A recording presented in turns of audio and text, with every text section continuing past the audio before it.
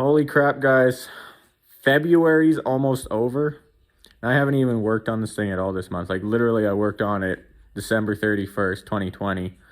And then that was the last time I've worked on this thing until this weekend. So, I mean, it's been kind of minus 40 out, and I've been going hard at a video game called Ark with my buddies. We're at a huge tribe on that, and we've been going hard at it.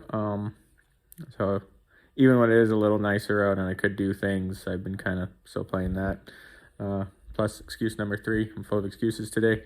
My video editing program has not been working for me. I've been having trouble getting the videos over, so it's taken like 10 times longer than normal to edit videos. So I haven't really been motivated to do that either.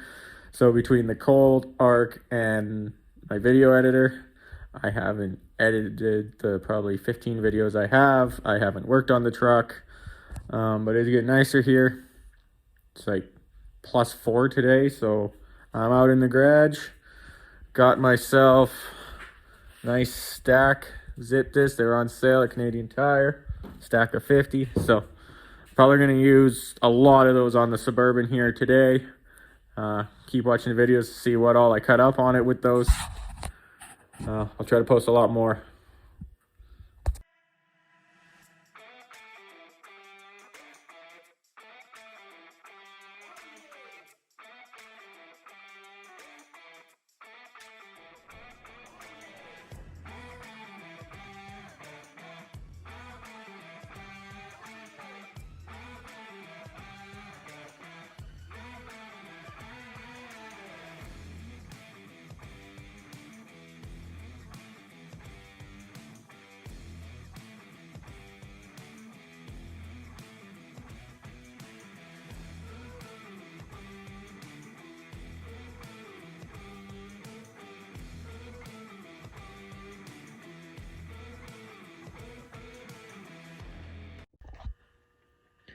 Okay, so the axles move forwards out of the way to cut everything out.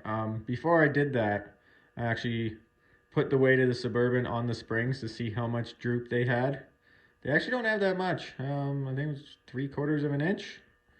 So that kind of helps me with figuring out bracket height and stuff. I think I might make the brackets a little taller. Right now the back's at 6. I do have a 2-inch block to make it 7. I'd like to try to get 7, talk with the wife. I believe our original plan was 6 to 8. So 7's kind of right in the middle of that. And at one point I was debating leaving it to 5s. I think I even said that in a previous video. But like that would fit 35s great, but I wouldn't be able to fit those 40s definitely. And if I found a good deal on some 37s or 38s, which have been popping up kind of lately, they might not fit then. So with the 7, I can definitely clear like the 38s and stuff, especially with the trimming I've been doing. So that should be good, because I don't want to do all this work and then get a good deal on tires and they don't fit and they wreck body panels and stuff. But yeah, for that, all I did was used a big beam of channel iron across as a cross member, and for the back, because it goes kind of in between the frame rails, and had the front sitting right under the tow hooks.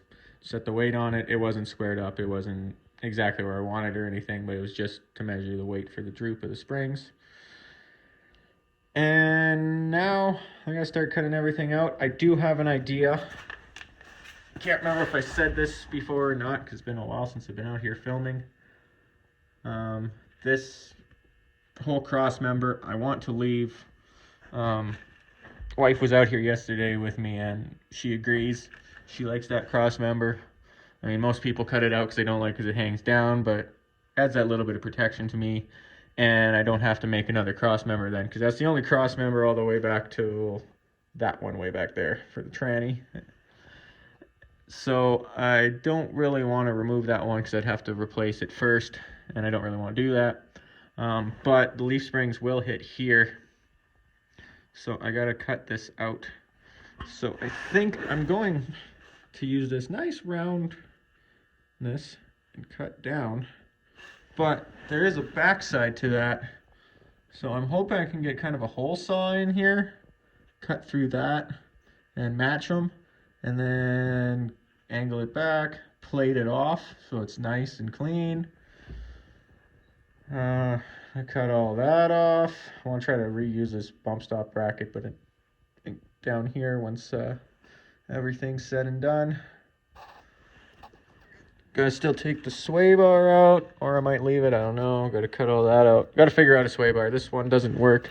I've heard of people cutting the ears off and turning it, but I don't know if my welds would hold for that. I could also, before I started this, I thought of maybe using a square body one. Because since square body diff, it just bolts in on the sides here. And then make a new bracket here however I need, which this cross member might come in handy for that. There's another option. I'm not sure, but I think I'm going to start cutting now. It actually even turned out better than I thought. Not too bad. I can just cut this all out, cap it all in, and I got a nice round inside corner. It'll be stronger and it'll look nicer. Ooh, look how cloudy it is in here. I should still be wearing my mask. Was wearing one while cutting.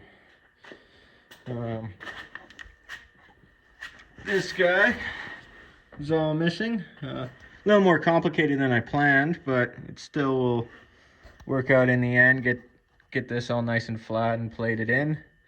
Might have to take a little bit more off here. Not sure.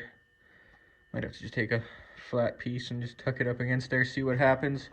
But the front here is kind of overall shape I want. Just clean up a little bit here so it's not as